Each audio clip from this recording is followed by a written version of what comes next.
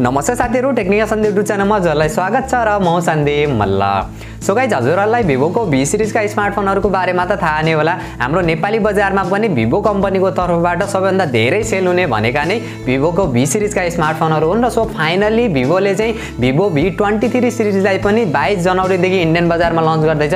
हामीले Vivo V23 सिरिजमा चाहिँ तीनवटा स्मार्टफोन देख्न मिल्नेछ। Vivo V23, Vivo V23 Pro र Vivo V23e गरेर चाहिँ तीनवटा स्मार्टफोन देख्न मिल्नेछ। सो आजको भिडियोमा चाहिँ म Vivo V23 Pro को बारेमा चाहिँ कुरा गर्ने छु। के फीचर स्पेसिफिकेसन देख्न मिल्छ र हाम्रो नेपाली बजारमा कहिलेसम्म देख्न मिल्नेछ र के कति प्राइसमा देख्न मिल्नेछ सम्पूर्ण जानकारी दिनेछु र भिडियो अन्तिमसम्म हेर्नु होला। त्यो भन्दा पहिला चाहिँ यदि आजको भिडियो मन परे भिडियोलाई लाइक गरेर तलपट्टि देख्न सक्नुहुन्छ रातो बटन त्यसलाई टिचर च्यानल सब्स्क्राइब गर्नु होला र साथमा रहेको नोटिफिकेसन बेल आइकनलाई दबाएर अल नोटिफिकेसनलाई पनि अन गर्नु होला ताकि मैले जति पनि नयाँ भिडियो अपलोड गर्छु सबैभन्दा पहिला नोटिफिकेसन हजुरलाई मिल्नेछ। ओके, सो गाइज, अब चाहिँ ढिला नगरी आजको भिडियो सुरु गर्न चाहन्छु र Vivo V23 Pro को बारेमा कुरा गर्ने हो भने सबैभन्दा पहिला चाहिँ म यसको डिजाइन, डिस्प्ले र बिल्ड क्वालिटीबाट चाहिँ सुरु गर्न चाहन्छु। 6.56 इन्चको full HD plus super AMOLED display देख्न मिल्दैछ। 90 हर्ट्जको चाहिँ रिफ्रेश रेट देख्न मिल्दैछ भने 180 हर्ट्जको चाहिँ टच स्याम्पलिङ रेट देख्न मिल्नेछ। 401 को चाहिँ PPI पिक्सल डेन्सिटी देख्न मिल्नेछ। 1300 निट को चाहिँ ब्राइटनेस देख्न मिल्नेछ। HDR10 र वाइड वान L1 को पनि सपोर्ट देख्न मिल्नेछ। अगाडिपट्टिको डिजाइन चाहिँ ग्लासको देख्न मिल्नेछ र पछाडिपट्टिको डिजाइन चाहिँ फुल ग्लासको देख्न मिल्नेछ तर हामीले म्याट फिनिशिङका साथ चाहिँ डिजाइन देख्न मिल्नेछ। ओभरअलमा डिजाइन, डिस्प्ले र बिल्ड क्वालिटी चाहिँ एकदमै कमालको मान्न सकिन्छ। पछाडिपट्टिको डिजाइन चाहिँ एकदमै कमालको रहेको छ। यो भन्दा पहिला पनि हामीले Vivo V21 सिरिजमा देख्न मिलेको थियो। पछाडिपट्टि चाहिँ सनलाइटमा चाहिँ कलरहरु चेन्जेस हुने गर्दथ्यो। सो यसमा पनि हामीले त्यो भन्दा पनि बेटर डिजाइन वाला, बेटर कलर वाला चाहिँ देख्न मिल्नेछ। ओभरअलमा प्राइसिङलाई हेर्ने हो भने चाहिँ एकदमै कमालको चाहिँ डिजाइन, डिस्प्ले र बिल्ड क्वालिटी चाहिँ मान्न सकिन्छ। र सफ्टवेयर को बारेमा कुरा गर्ने हो भने Android 11 का साथ देख्न मिल्नेछ। कलर्स OS 12 का साथ देख्न मिल्नेछ। हल्का फुल्का एड र ब्लुटुथ चाहिँ देख्न मिल्छ तर हजुरहरुले त्यसलाई मजाले कस्टमाइज र डिलिट चाहिँ गर्न सक्नुहुनेछ। र प्रोसेसर को बारेमा कुरा गर्ने हो भने MediaTek को Dimensity 1200 वाला चाहिँ प्रोसेसर देख्न मिल्नेछ। 6 नैनोमिटर फेब्रिकेसनमा बनेको छ। 3.0 गीगाहर्ट्ज को चाहिँ पिक क्लक स्पिड देख्न मिल्नेछ। र CPU र GPU को बारेमा कुरा गर्ने हो भने चाहिँ CPU कोर चाहिँ हामीले A78 वाला देख्न मिल्दैछ। GPU को बारेमा कुरा गर्ने हो भने आममाली G77MC9 को चाहिँ GPU देख्न मिल्नेछ।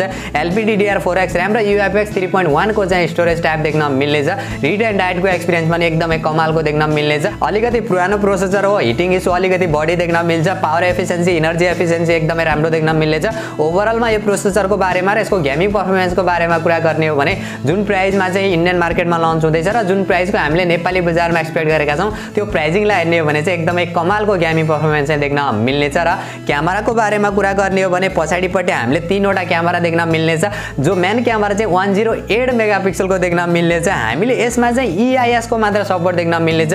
OIS को सपोर्ट चाहिँ देख्न मिल्ने छैन। यो कुराले चाहिँ अलिकति डिसअपोइन्ट चाहिँ गराउनेछ। सेकेन्ड क्यामेरा चाहिँ 8 मेगापिक्सल को अल्ट्रा वाइड सेन्सर र थर्ड क्यामेरा चाहिँ 2 मेगापिक्सल को माइक्रो सेन्सर देख्न मिल्नेछ। अगाडिपट्टिको सेल्फी क्यामेरा चाहिँ हामीले दुईवटा क्यामेरा देख्न मिल्दैछ। जो मेन क्यामेरा चाहिँ 50 मेगापिक्सल र सेकेन्ड क्यामेरा चाहिँ 8 मेगापिक्सल को देख्न मिल्नेछ।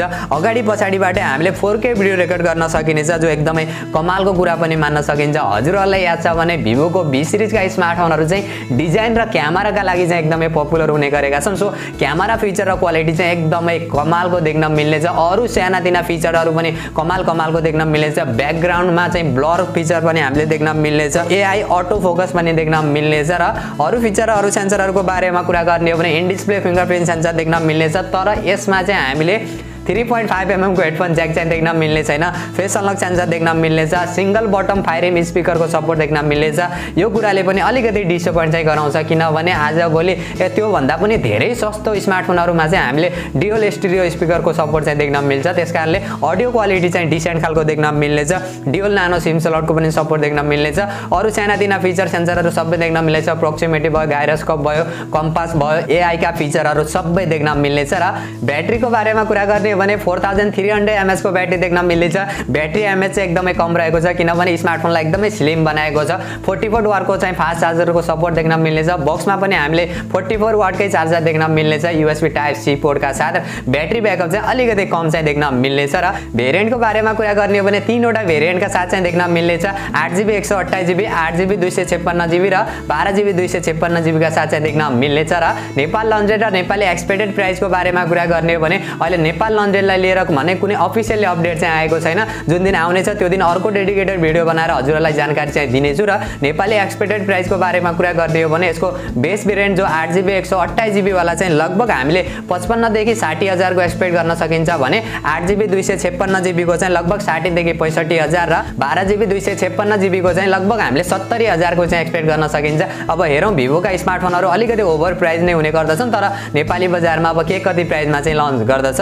सो गाइस यही थियो Vivo V23 Pro को ओभरअल डिजाइन फिचर र स्पेसिफिकेसन र मेरो पर्सनल ओपिनियनको बारेमा कुरा गर्ने हो भने यदि हजुरहरुलाई चाहिँ एकदमै कमालको क्यामेरा फिचर र क्वालिटी र कमालको डिजाइन भएको स्मार्टफोन हेर्दै हुनुहुन्छ 55 देखि लगभग 70,000 को बीचको प्राइस सेगमेन्टमा भने मजाले वेट गर्न सक्नुहुन्छ। कमालको रहेको छ। ओभरअलमा अरु फिचर स्पेसिफिकेसन पनि एकदमै राम्रो रहेको छ।